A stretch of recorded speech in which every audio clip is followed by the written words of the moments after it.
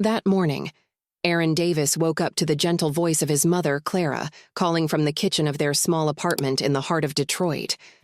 The air was filled with the comforting scent of sizzling eggs and buttered toast, making his stomach growl with anticipation. Aaron stretched and rubbed the sleep from his eyes, his gaze landing on a worn poster of his favorite basketball player taped to the peeling wall. It was a reminder of the big dreams he held in his heart, dreams that felt so distant from their modest life. Aaron dressed quickly, slipping into his neatly mended school uniform. Clara worked tirelessly as a waitress, taking on extra shifts whenever she could to ensure that Aaron and his little sister always had clean clothes and enough to eat. Her dedication meant that even though they struggled financially, their home was filled with love and care. "Mom, I'm starving," Aaron called out as he walked into the tiny kitchen, his cheerful voice echoing against the cracked walls. Clara turned from the stove, her tired eyes lighting up at the sight of her son. "Then sit down and eat before it gets cold," she said, placing a plate of eggs and toast on the small, wobbly table. "Thanks, Mom. This is amazing," Aaron said with a wide grin as he dug into his breakfast. The gap from his missing front tooth made his smile all the more endearing. As they ate, Clara took a moment to remind Aaron of a lesson she often repeated.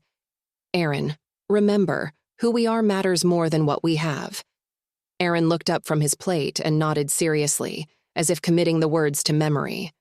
"I know, Mom. I'll always make you proud." After breakfast, Aaron grabbed his backpack and headed out into the bustling streets of their neighborhood. The air was crisp with the early morning chill, and the streets were already alive with activity. Mr. Harris, their elderly neighbor, gave Aaron a warm wave from his porch, where he sat every morning sipping coffee. Children played hopscotch on the cracked sidewalks, their laughter mixing with the distant hum of traffic. The corner bakery filled the air with the irresistible aroma of fresh bread. Aaron met his best friend Marcus near the corner store. They exchanged a high five before heading in opposite directions. Marcus to the local high school and Aaron toward the middle school a few blocks away. As he walked, Aaron's mind wandered to the math quiz he had later that day. He began reciting multiplication tables under his breath, using the rhythm of his steps to keep the numbers steady. Suddenly, something caught his eye. Lying on the sidewalk, partially hidden under a pile of fallen leaves, was a sleek black wallet. Its polished leather gleamed faintly in the sunlight. Aaron's curiosity got the better of him, and he crouched down to pick it up. The weight of it surprised him. It was heavier than he'd expected. He carefully opened the wallet, revealing a neat stack of crisp $100 bills tucked into one side. His breath caught. He had never seen so much money in one place before. His fingers trembled as he turned to the clear plastic slot, where he found a driver's license. The name printed on it made his eyes widen. Richard Wallace. Aaron immediately recognized the name. Mr. Wallace was a well-known real estate developer in Detroit, a man whose face often appeared in newspapers and on billboards advertising luxury high-rises downtown. Aaron's mind raced with questions. What was Mr. Wallace's wallet doing here, in their neighborhood? For a moment, Aaron stared at the money, a whirlwind of thoughts spinning in his head. With that much cash, he could buy new sneakers, groceries for his family, or even help his mom pay a bill. It would be so easy to keep it. But as quickly as the thought appeared, his mother's voice echoed in his mind. Who we are matters more than what we have. Aaron took a deep breath, closed the wallet, and tucked it securely into his backpack. He knew what he had to do. Skipping school wasn't something he ever did, but this was more important.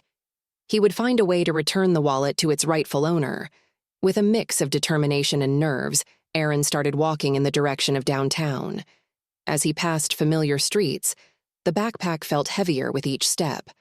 He thought about how far Mr. Wallace's office would be, and wondered how a kid like him would even get through the doors of such an important place.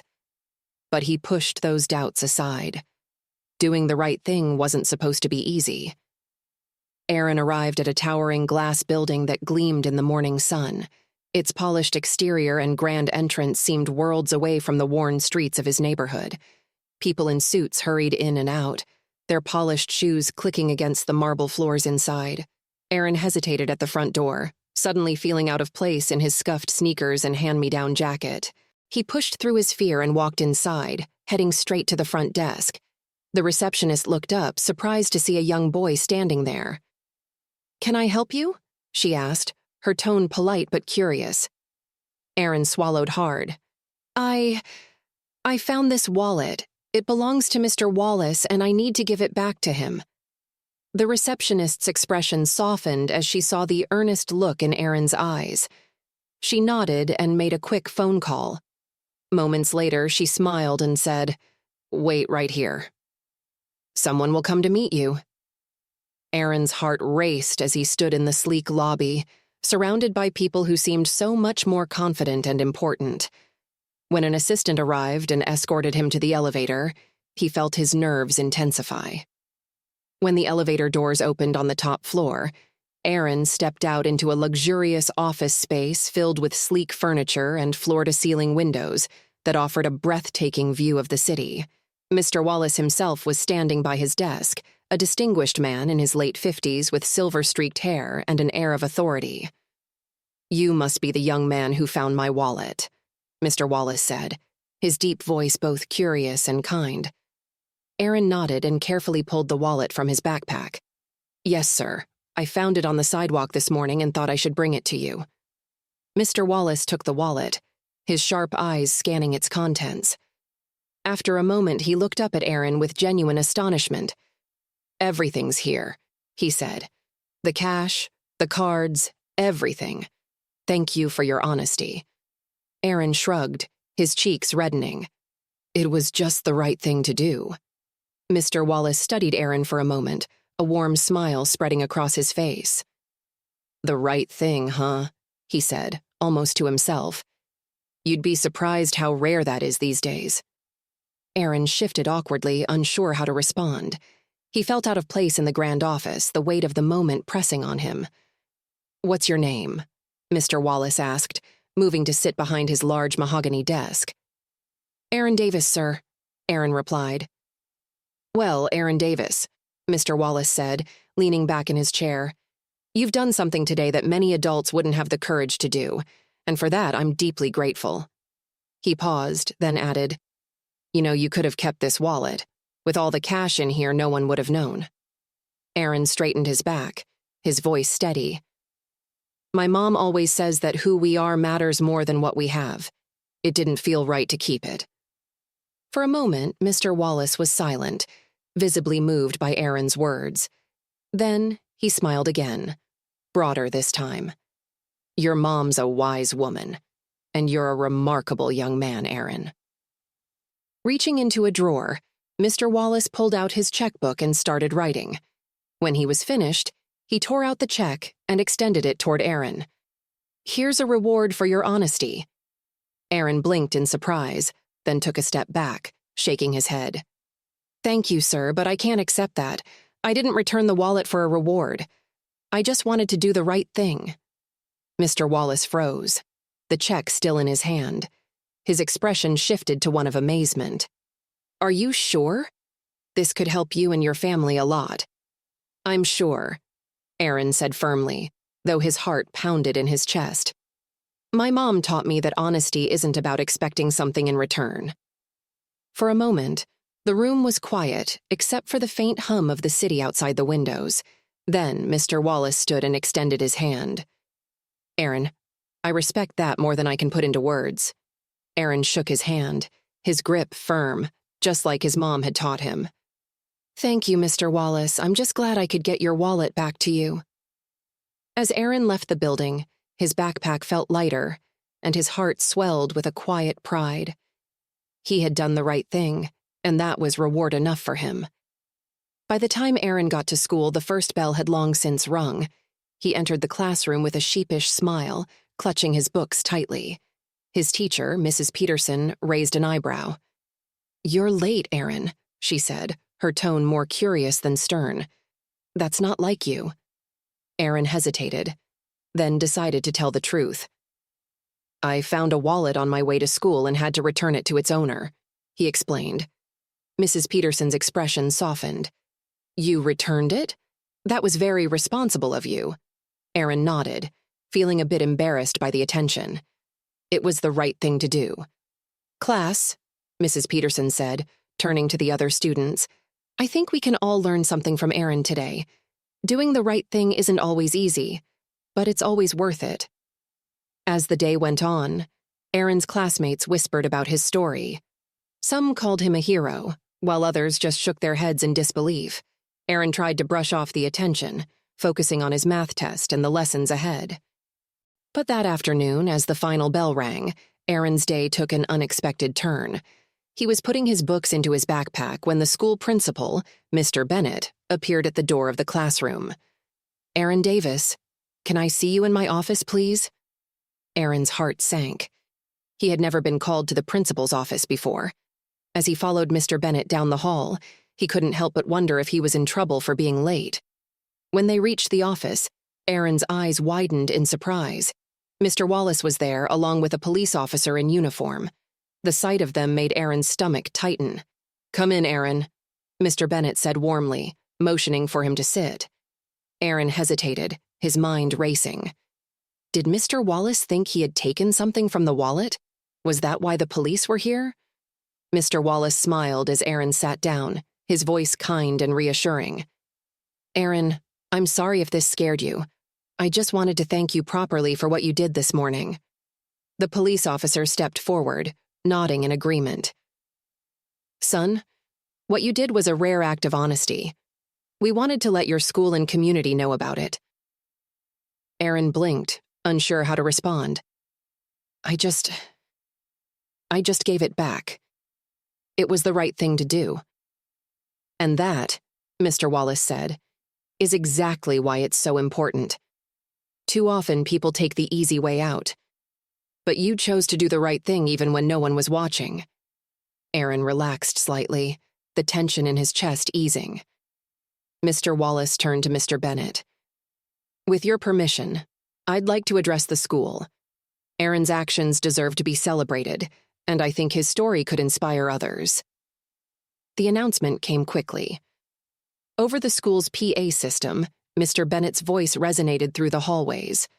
Attention students and staff, please assemble in the gymnasium for a special announcement.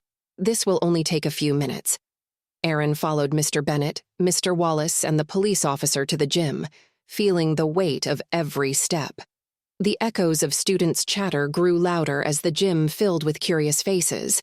Aaron's classmates looked at him as he walked in, their whispers filling the air. Why's Aaron with the principal? Someone muttered. Who's that guy in the suit? Another whispered. The noise quieted as Mr. Bennett took the stage. With a warm smile, he addressed the students. Today, I want to share a story about integrity and character. It's a story that began this morning when one of our students, Aaron Davis, found something valuable, something he could have easily kept for himself, but instead, he chose to do what was right. The crowd murmured, and all eyes turned to Aaron, who was shifting nervously where he stood. Mr. Wallace stepped forward, his polished demeanor commanding attention. He cleared his throat, and his voice carried across the gym. This young man, he began, gesturing toward Aaron, found my wallet on the sidewalk. It was filled with cash, enough to tempt anyone, but instead of keeping it, he made the extraordinary choice to return it to me, untouched. He didn't ask for a reward, and when I offered one, he turned it down. He said he was just doing what was right. The room was silent, every student hanging on his words. This kind of honesty is rare, Mr. Wallace continued. Aaron's actions reminded me of something important. Integrity isn't about what we do when others are watching. It's about the choices we make when no one is. And for that reason, I believe Aaron's story deserves to be celebrated. Mr. Wallace reached into his pocket and pulled out an envelope. Aaron, he said, turning to face him directly, I want to honor your honesty and character in a meaningful way. That's why I'm establishing the Aaron Davis Scholarship Fund. This fund will cover your college tuition when the time comes, and it will also help other students in this school who demonstrate the same commitment to doing what's right. The gym erupted into applause, the sound echoing off the walls. Aaron stood frozen, his mind struggling to process what he'd just heard. When the noise settled, the police officer stepped up to the microphone. "On behalf of the Detroit Police Department, I'd like to commend Aaron for his outstanding example of integrity. Acts like his remind us that there's so much good in our communities.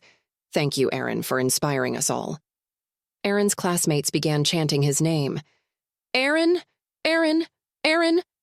His face burned with embarrassment, but he couldn't stop the small smile tugging at the corners of his mouth.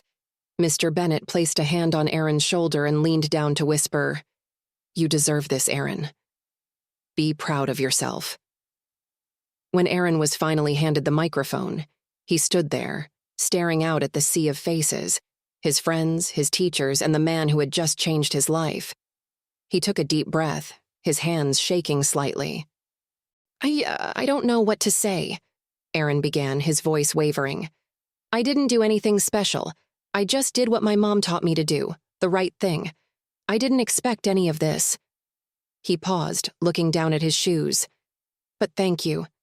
Thank you for this, and for believing in me." The gym erupted into cheers again, and Aaron felt a mixture of pride and humility swelling in his chest. After the assembly, Aaron was swarmed by classmates congratulating him, patting him on the back, and calling him a hero. It was overwhelming, but he couldn't help feeling a deep sense of gratitude. Later that evening, as Aaron walked home, the cool breeze of the city swept around him. His mind replayed the events of the day, the applause, the cheers, the scholarship fund that bore his name. It all felt surreal.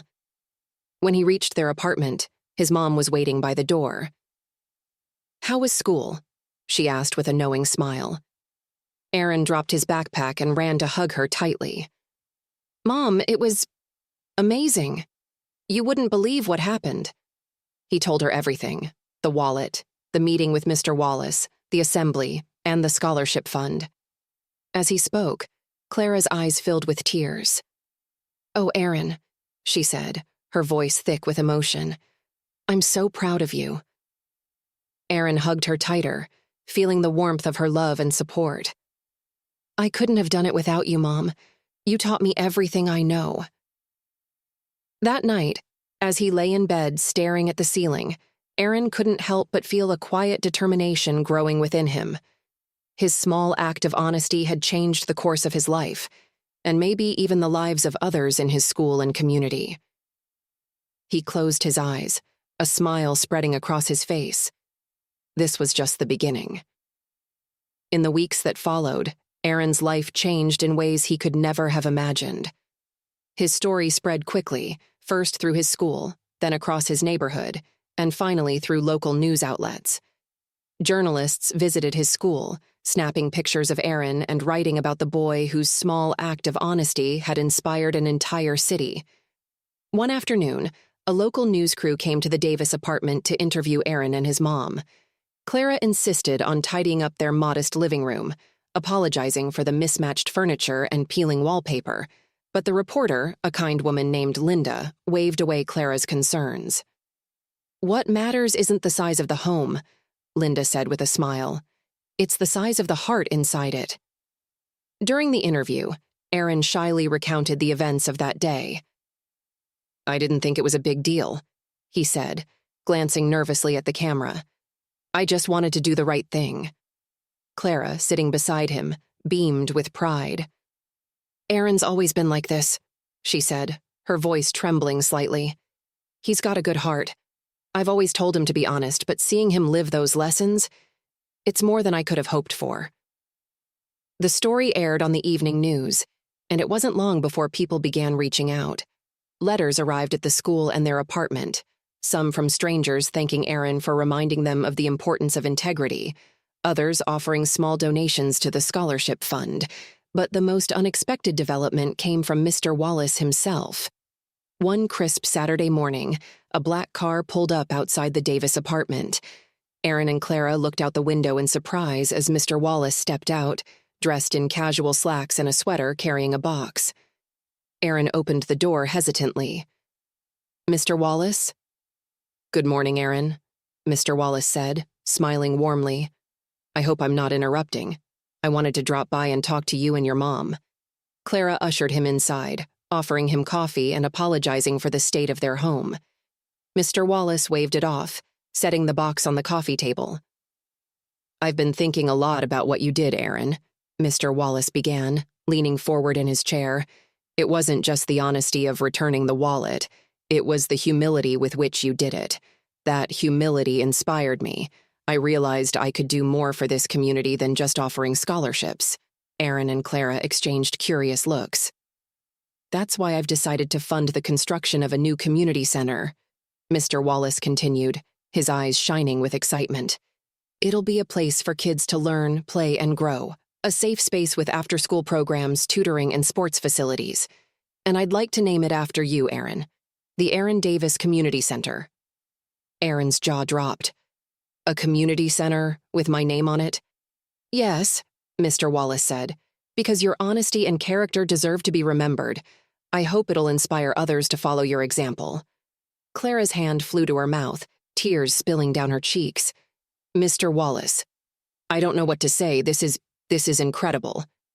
Aaron, still in shock, managed to stammer. "Thank you, Mr. Wallace. I don't know how I could ever repay you." "You've already repaid me, Aaron," Mr. Wallace said, smiling. "More than you know." The next few months were a whirlwind of planning and construction. Aaron often visited the construction site with Mr. Wallace, watching as the steel frame of the community center took shape. Local businesses and organizations pitched in, donating supplies and funding additional programs. The grand opening was a citywide event. On a sunny spring afternoon, the community gathered outside the gleaming new building, its windows reflecting the vibrant neighborhood around it. A bright sign above the entrance read, "Aaron Davis Community Center," in bold letters. Aaron stood next to his mom and Mr. Wallace, feeling a mix of pride and disbelief as the crowd cheered. When it was his turn to speak, he stepped up to the podium, his hands trembling slightly. "Thank you all for being here today," Aaron began, his voice cracking with emotion. "I never thought something as small as returning a wallet could lead to something this big, but it's not just about me, it's about all of us. This center is for our community, for the kids who need a place to feel safe and supported, and for the families who want to build a better future." He paused, looking out at the smiling faces of his friends, neighbors, and classmates. "I'm just one person, but together we can make this community stronger. Thank you, Mr. Wallace, for believing in me, and thank you, Mom, for teaching me to always do what's right." The crowd erupted into applause, and as Aaron stepped back from the podium, Clara hugged him tightly, whispering, "I'm so proud of you, sweetheart." From that day on, the Aaron Davis Community Center became a hub of hope and opportunity. Children attended tutoring sessions and art classes, teenagers participated in leadership programs, and families came together for community events. Aaron continued to be involved, mentoring younger kids and organizing events. Over time, his story became a symbol of how small acts of kindness could ripple outward, creating waves of change. And through it all, Aaron never forgot the simple lesson his mother had taught him. Who we are matters more than what we have. As the Aaron Davis Community Center flourished, it became more than just a building. It became the heart of the neighborhood.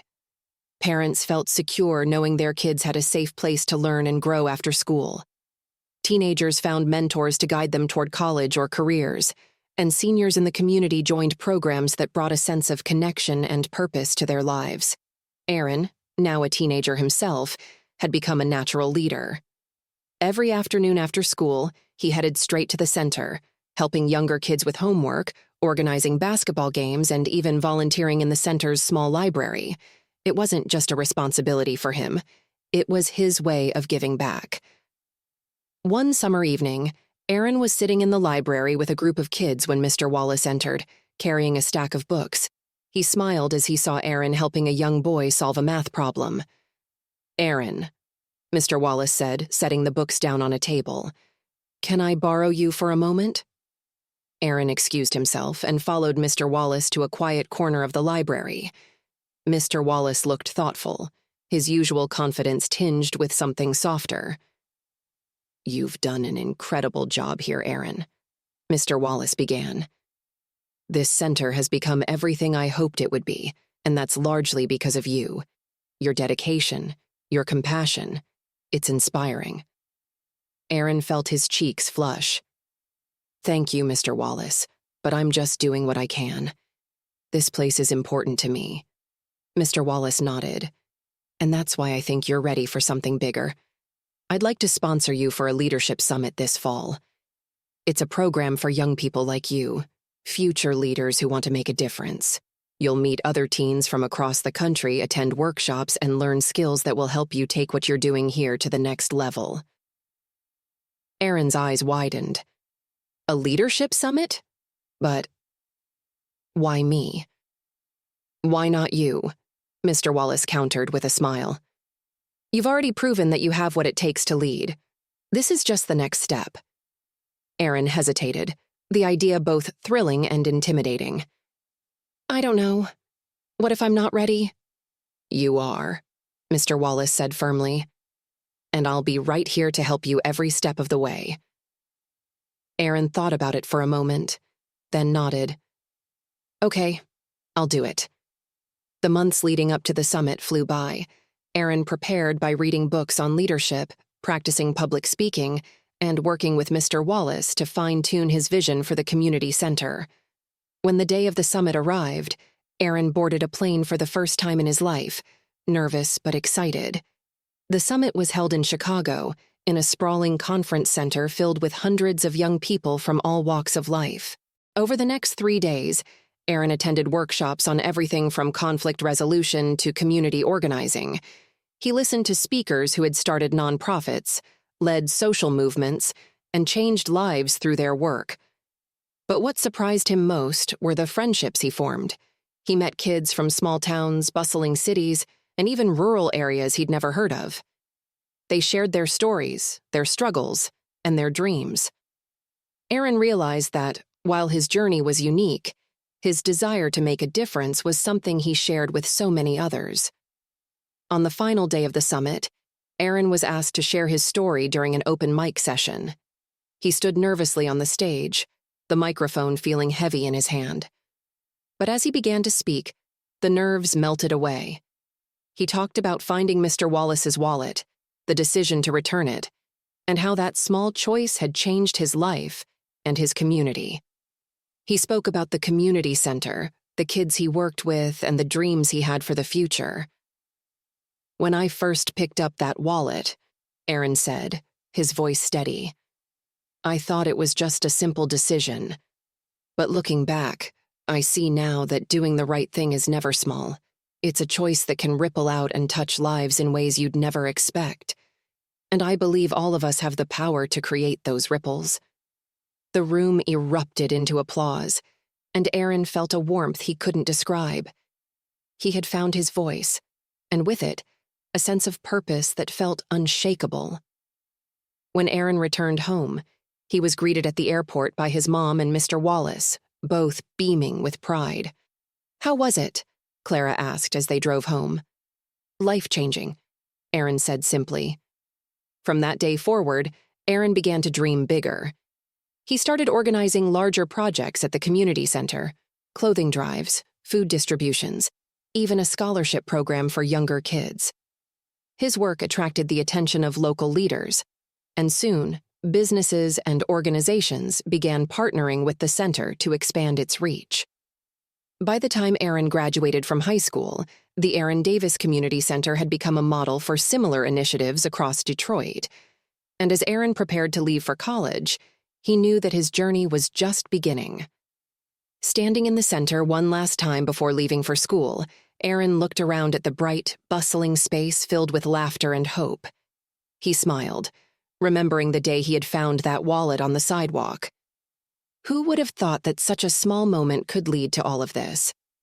Aaron's first year of college was a whirlwind of new experiences. Thanks to the scholarship fund established in his name, he was able to attend a university in Chicago, where he pursued a degree in social work. Moving away from Detroit had been bittersweet. He missed his mom, the community center, and Mr. Wallace's steady guidance.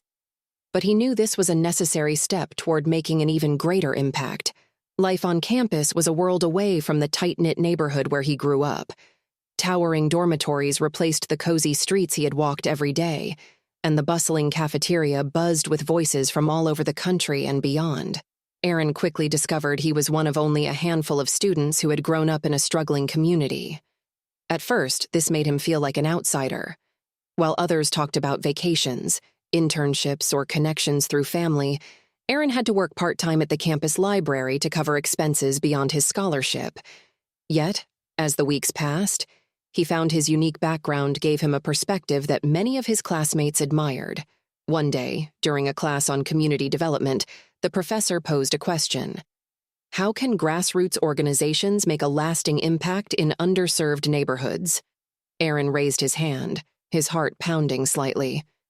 I think the key is trust, he said, his voice gaining strength as he spoke. When my community center in Detroit was built, it wasn't just about providing services. It was about creating a space where people felt seen and valued. That kind of trust can inspire change that lasts. His professor nodded thoughtfully. That's an excellent point, Aaron. Real change starts with connection. After class, a few classmates approached him, eager to hear more about the Aaron Davis Community Center. For the first time, Aaron realized that his experiences weren't just meaningful. They were valuable insights that others could learn from. As the months went by, Aaron threw himself into his studies while staying closely connected to the community center back home. He often video called his mom and Mr. Wallace to get updates on how things were going.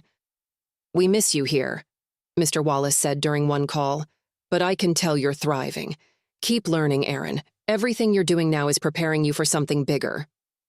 One spring afternoon, Aaron's phone buzzed with a call from Mr. Wallace. His tone was upbeat. Aaron, he said, I've got some news. The center is hosting its first citywide youth summit this summer, and we want you to lead it. Aaron's eyes widened. Me? Lead it? Yes, you, Mr. Wallace replied, chuckling. You're the heart of this place, Aaron. Who better to inspire the next generation of leaders? Aaron's initial nervousness quickly gave way to excitement. He spent the following months planning the summit, working late into the night to coordinate workshops, speakers, and activities. When summer arrived, Aaron returned to Detroit, stepping into the bustling community center with a renewed sense of purpose. The summit was a resounding success, drawing hundreds of kids from across the city. Aaron led workshops on leadership and community building, sharing his own journey and encouraging others to take pride in their voices and actions. During the final day of the summit, as the kids were gathered in the center's main hall, Aaron stood at the podium and looked out at the eager faces before him. You don't have to wait to make a difference, he said. Every choice you make, every act of kindness, every moment of courage has the power to change lives. Don't ever underestimate what you're capable of. The room erupted into applause, and Aaron felt a surge of hope. He realized that the ripples of his actions were continuing to spread, touching lives he might never even know about. After the summit, Aaron and Mr. Wallace sat on a bench outside the center, watching the kids play basketball in the nearby court. You've come a long way, Aaron, Mr. Wallace said, his voice warm with pride. And this is just the beginning. I can't wait to see what you do next. Aaron smiled, gazing out at the vibrant scene before him. Whatever it is, I know it'll be about giving back. That's what matters most. Years later, Aaron would look back on these moments as the foundation of a lifelong mission. He would go on to expand the Aaron Davis Community Center model to other cities, mentoring countless young leaders and reminding them of a simple truth. The smallest acts of kindness can create the biggest changes. And through it all, Aaron never forgot the day it all began, when he found a wallet on the sidewalk and chose to do what was right. As Aaron graduated from college, his journey toward making a broader impact took a monumental step forward. Equipped with a degree in social work and years of hands-on experience at the Aaron Davis Community Center, he felt ready to expand his vision. He wanted to replicate the sense of community, support, and opportunity he'd helped foster in Detroit across other cities. Shortly after graduation, Aaron and Mr. Wallace co-founded Davis Wallace Initiatives, a nonprofit organization dedicated to revitalizing underserved neighborhoods through education, mentorship, and community development. Their mission was ambitious: to create spaces like the Aaron Davis Community Center in cities nationwide, each tailored to meet the unique needs of its community. Aaron threw himself into the work with unrelenting passion. He spent hours traveling to potential sites, meeting with local leaders, and listening to residents. He believed that the key to success lay in understanding each community's specific challenges and empowering the people who lived there. The first expansion project began in Cleveland, Ohio, in a neighborhood struggling with poverty and high dropout rates. Aaron's team partnered with local schools and businesses to design a center that offered after-school tutoring, job training programs, and recreational activities. During the opening ceremony of the Cleveland Center, Aaron stood on the stage in front of a crowd of residents. His voice was steady, but his heart swelled with emotion as he addressed them. "This center isn't just a building," Aaron said, looking out at the diverse faces before him. "It's a promise that your community matters, that your voices matter, and that together, we can create opportunities that last for generations." The crowd erupted into applause, and Aaron felt a surge of pride, not for himself, but for what they were building together. As more centers opened across the country, in cities like St. Louis, Atlanta, and Baltimore, the impact of Davis Wallace Initiatives grew. Each center became a beacon of hope, offering resources for kids to succeed in school, for parents to find support, and for communities to reconnect. One day, while visiting a center in Atlanta, Aaron met a young boy named Jamal who reminded him of himself at that age. Jamal was shy but curious, and as Aaron spoke with him, he learned that the boy loved drawing and dreamed of becoming an artist. "You can do it, Jamal," Aaron said, kneeling to meet him at eye level. "All it takes is hard work, and people who believe in you, and I can already tell you've got what it takes." Jamal beamed, and from that moment, he became a regular at the center's art workshops. Years later, Jamal would go on to earn a scholarship in Aaron's name to study fine arts in college. As Davis Wallace Initiatives expanded, so did Aaron's role as a public figure. He was invited to speak at conferences, appear on panels, and even testify before Congress about the importance of investing in community development.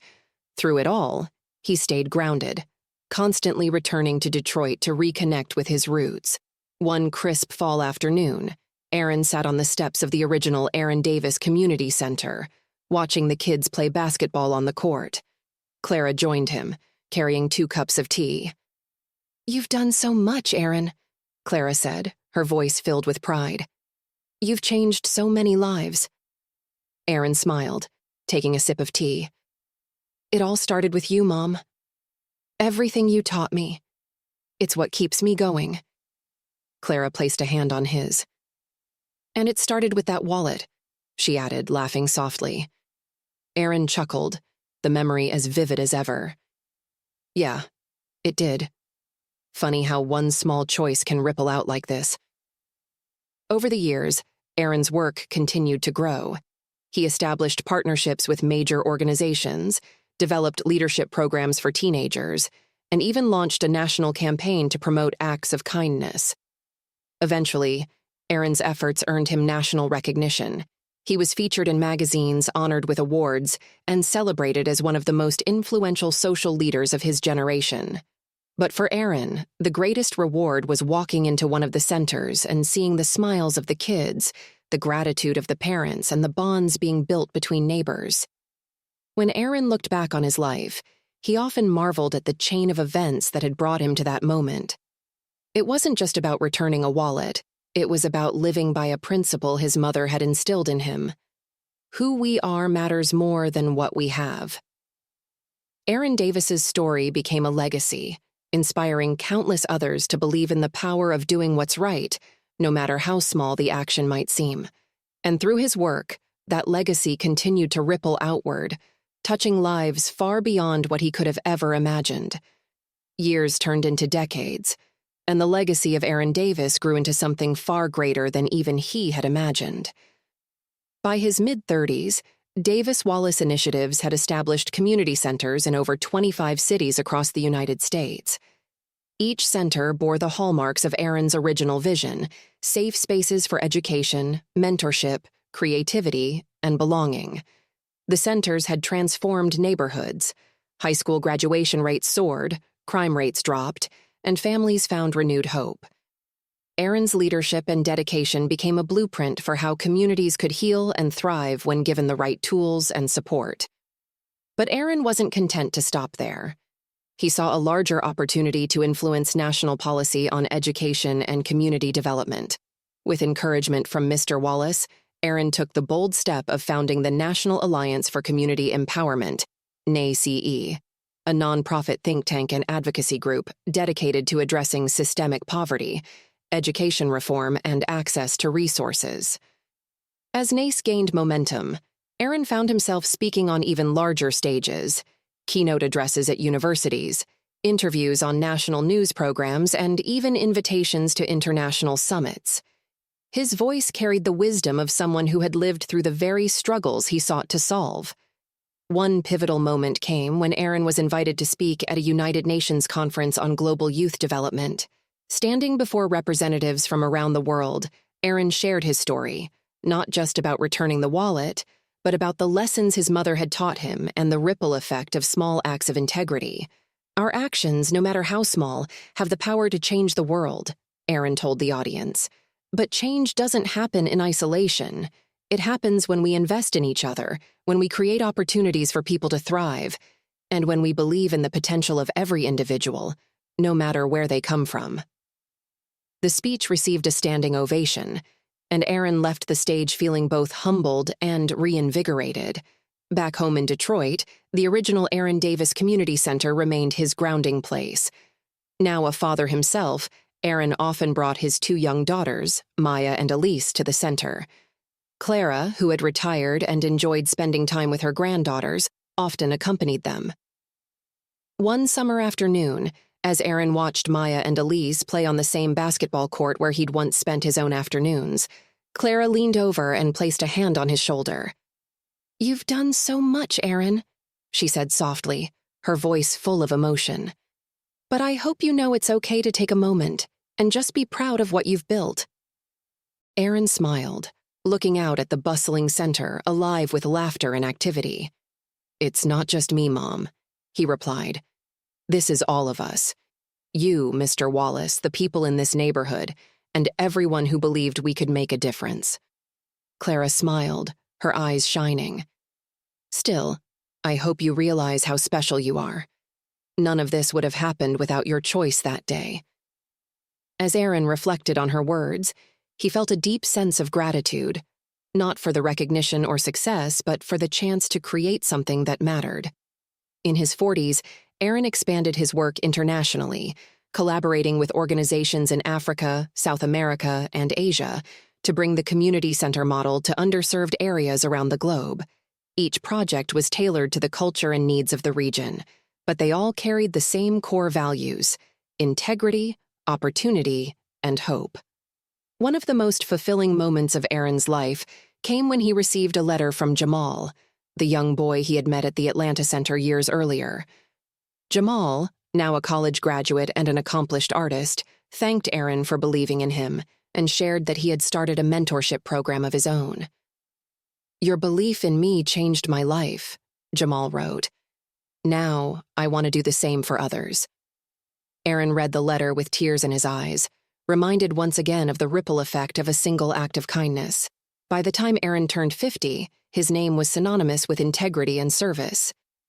He published a memoir, Ripples: How Small Acts Create Big Change, which became a bestseller and inspired millions to think about the power of their choices. Proceeds from the book went directly to the Davis Wallace Scholarship Fund, which had already sent hundreds of young people to college. In his 60s, Aaron returned to Detroit permanently, spending his days mentoring young leaders at the original community center.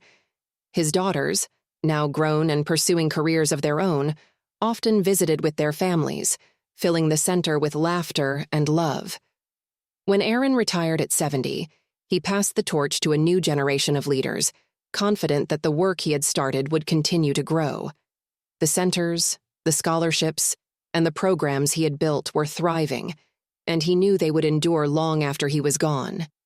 In his final years, Aaron often sat on the steps of the center, watching the children play and reflecting on the incredible journey his life had taken. One day, as he sat there with Clara by his side, now in her 90s but still sharp as ever, she turned to him and said, "You changed the world, Aaron, and it all started with a wallet." Aaron smiled, his heart full. "It started with you, Mom. You're the one who taught me what matters most." Aaron Davis passed away peacefully in his sleep at the age of 88, surrounded by family and friends. His legacy lived on, not just in the buildings and programs he had created, but in the countless lives he had touched. And through it all, his simple message remained at the heart of everything. Who we are matters more than what we have. Though Aaron Davis's physical presence was gone, his legacy only grew stronger in the years that followed. The Davis-Wallace initiatives continued to thrive under the leadership of the young men and women Aaron had mentored throughout his life. The community centers, now numbering in the hundreds, expanded their programs to include mental health resources, entrepreneurship training, and environmental sustainability projects. In Detroit, the original Aaron Davis Community Center became a historical landmark, a symbol of hope and transformation for the city. Aaron's daughters, Maya and Elise, both carried forward their father's mission in their own ways. Maya, inspired by her father's advocacy for systemic change, became a civil rights lawyer, working to address inequities in housing and education. Elise, following in her grandmother Clara's footsteps, devoted her career to grassroots organizing, helping underserved communities establish local resources and initiatives. Every year on Aaron Davis Day, a citywide holiday declared in Detroit, people gathered at the original center to celebrate his life and the values he stood for. The day was filled with community events, free meals for families, live music, and workshops on kindness and service. A tradition began where children from each center shared stories of how the programs had changed their lives, passing the microphone around as hundreds listened with pride and joy. One year during Aaron Davis Day, Jamal, now a well-known artist, unveiled a mural he had painted on the side of the original center. The mural depicted Aaron as a young boy, standing on the cracked sidewalk with the wallet in his hands, his expression thoughtful and determined. Surrounding him were scenes of vibrant community life, children playing, parents working together, and students graduating. Above it all, the words "Integrity builds legacy" were written in bold, shining letters. The mural became a beloved symbol not just in Detroit but across the nation, as photos of it spread online and inspired communities everywhere. Aaron's memoir, Ripples: How Small Acts Create Big Change, remained a timeless classic, often included in school curriculums and community leadership programs. It became a common gift for young people graduating high school, a reminder of the power of their choices. Internationally, Aaron's vision continued to expand. Centers bearing his name were established in developing countries, tailored to local cultures and challenges. From Kenya to Brazil to India, communities found hope and opportunity through programs modeled after the original Aaron Davis Community Center. In Kenya, a young woman named Amina, who had grown up attending one of these centers, went on to win a scholarship to study medicine.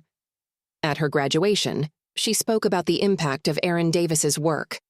"I never met Mr. Davis," she said, her voice filled with emotion. "But his kindness and vision gave me the chance to follow my dreams. I hope to carry forward his legacy by serving others, just as he did." Aaron's story continued to inspire documentaries, films, and theater productions. One particularly moving adaptation, a Broadway play titled The Ripple Effect, focused on how a single choice could echo through generations. The play received critical acclaim and was later adapted into a feature film, further cementing Aaron's place in history as a symbol of hope and integrity.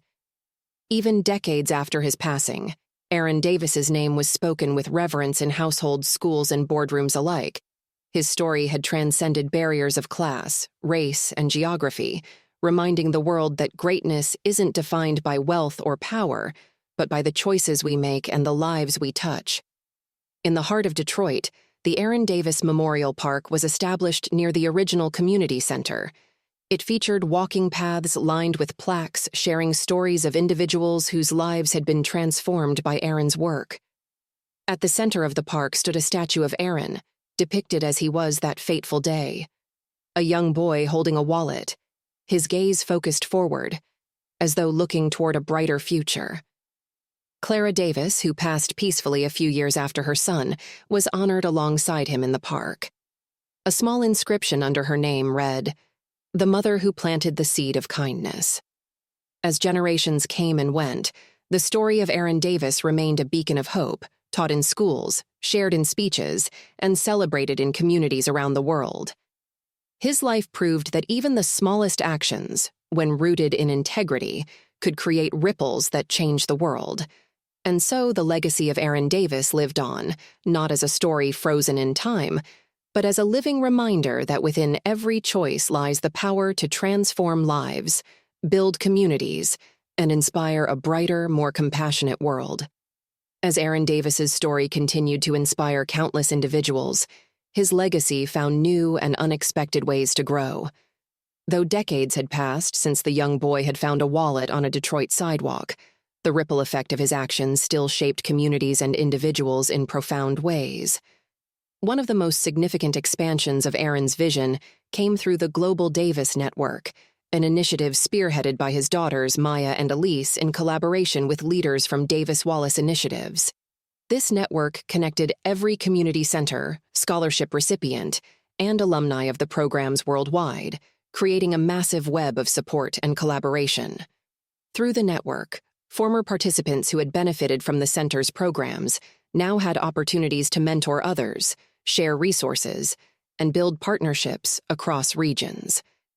It wasn't uncommon for a scholarship recipient from Atlanta to video call a young leader in Nairobi, exchanging ideas and advice. The network also launched an annual Davis Summit, held in a different city each year, where alumni, current participants, and supporters gathered to celebrate their achievements and brainstorm new ways to extend the legacy. One memorable summit was held in Detroit, where it all began. Over 20,000 people gathered in the city, filling the streets with banners, music, and the laughter of children.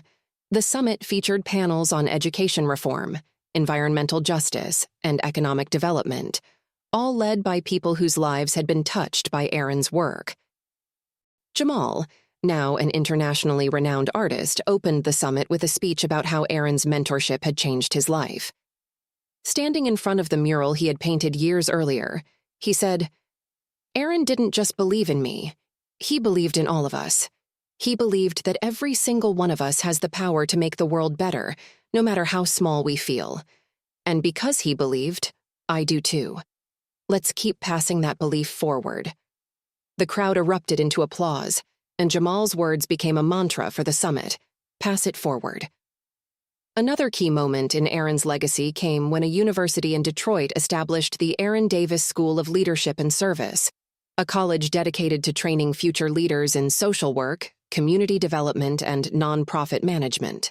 Scholarships named after Clara Davis were awarded to students who embodied her values of kindness, perseverance, and humility. Graduates of the school went on to start their own initiatives, creating ripples of change in areas Aaron himself had never reached. One graduate, Maria Sanchez, started a community garden program in a food desert in Los Angeles, transforming abandoned lots into lush, productive spaces.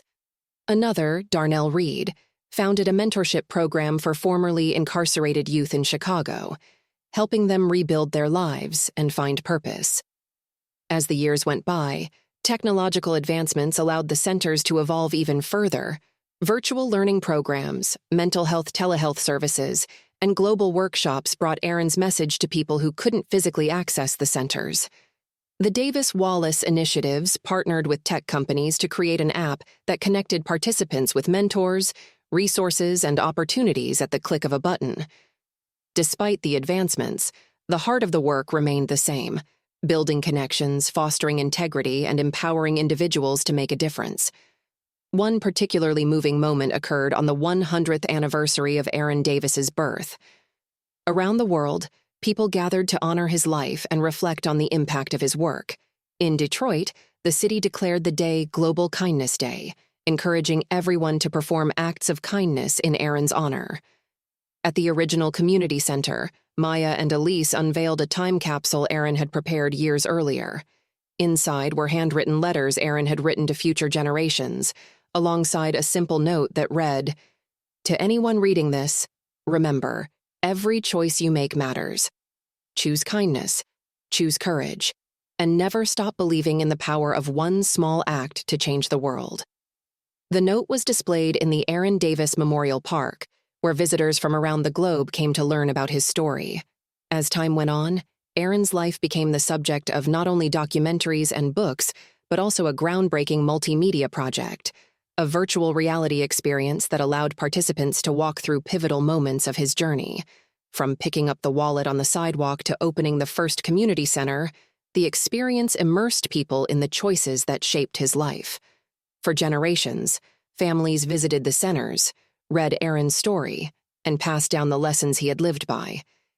And in quiet moments, when a child stood up for what was right, or a struggling parent found hope in a community resource, or a young leader started a project to help others, Aaron's spirit could still be felt, like the echo of a ripple spreading across the surface of the water. Through the lives he touched, the centers he built, and the values he lived, Aaron Davis proved that the smallest acts of integrity could grow into legacies that inspire the world. As Aaron Davis's legacy continued to evolve, the impact of his work began reaching even the most unexpected corners of the globe. In small villages in Southeast Asia, bustling urban centers in Europe, and remote islands in the Pacific, the principles he lived by inspired countless new initiatives. The Global Davis Network became a vital part of these efforts, not only as a platform for sharing resources, but as a symbol of what humanity could achieve when people worked together. One of the most profound extensions of Aaron's vision occurred when the United Nations recognized the Davis-Wallace Initiatives as a global model for sustainable community development.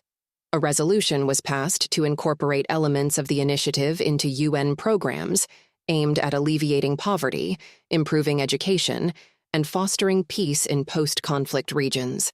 Maya Davis, now the CEO of the Davis-Wallace Initiatives, delivered an impassioned speech at the UN headquarters during the announcement. Standing before world leaders, she spoke with the same humility and strength her father had embodied. "My father always believed that change begins with one person making one decision," she said. "Today, we honor his belief by taking that vision to the world.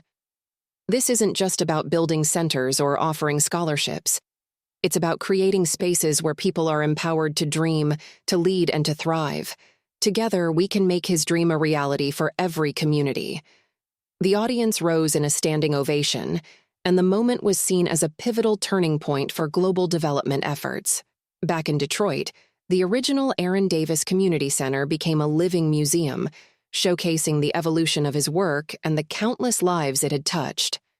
Guided tours walked visitors through interactive exhibits, including a replica of Aaron's modest childhood apartment, a timeline of the center's expansion, and personal artifacts like Aaron's handwritten journals and Clara's well-worn cookbook.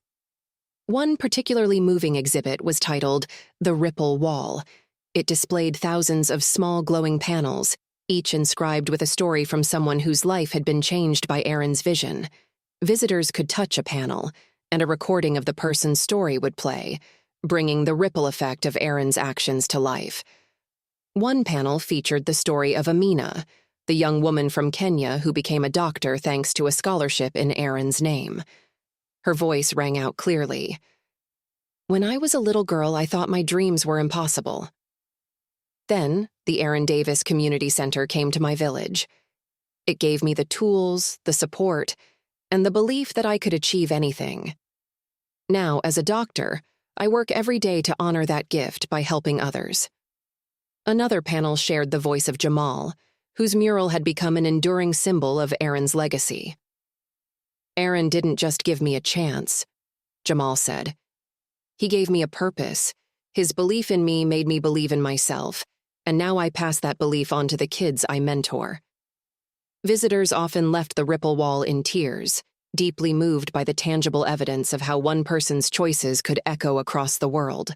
To honor Aaron's commitment to education, the Aaron Davis Leadership Academy opened its doors in Washington, D.C., providing advanced training for emerging leaders in community development. Graduates of the academy went on to create initiatives that addressed challenges ranging from climate change to mental health care, all guided by the principles Aaron had championed. One graduate, a young woman named Layla from Chicago, launched a project that transformed abandoned buildings into community art hubs. Another, Raj from India, started a digital literacy program that connected rural students with online resources and opportunities. Through it all, Maya and Elise remained steadfast in their mission to carry their father's vision forward.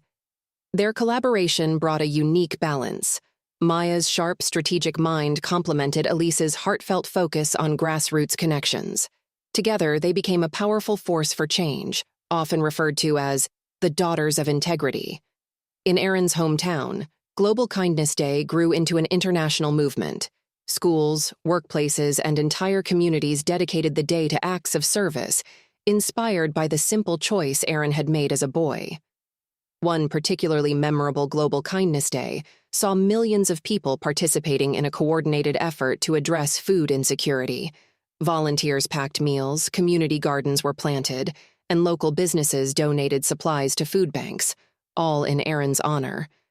Back in Detroit, Maya, Elise, and their families gathered at the Aaron Davis Memorial Park, surrounded by supporters and friends. Maya took the microphone, her voice steady and warm. "My father used to say that kindness isn't something you do for recognition. It's something you do because it's who you are," she said. Today, we celebrate his legacy by remembering that each of us has the power to create change. Let's honor his memory by choosing kindness, not just today, but every day. As the crowd erupted into applause, Elise stepped forward with her children, who helped unveil a new statue in the park. The statue depicted Aaron as an older man, standing beside a boy holding a wallet, a symbolic representation of how his legacy had come full circle. As generations continued to pass, Aaron Davis's story remained a guiding light. It was taught in schools, recounted in homes, and celebrated in communities worldwide. His message, that integrity and kindness have the power to change the world, continued to inspire countless acts of courage and compassion. Even as time moved on, the ripples of Aaron's choice grew wider and deeper, reminding the world that greatness is not measured by wealth or fame, but by the lives we touch and the love we leave behind.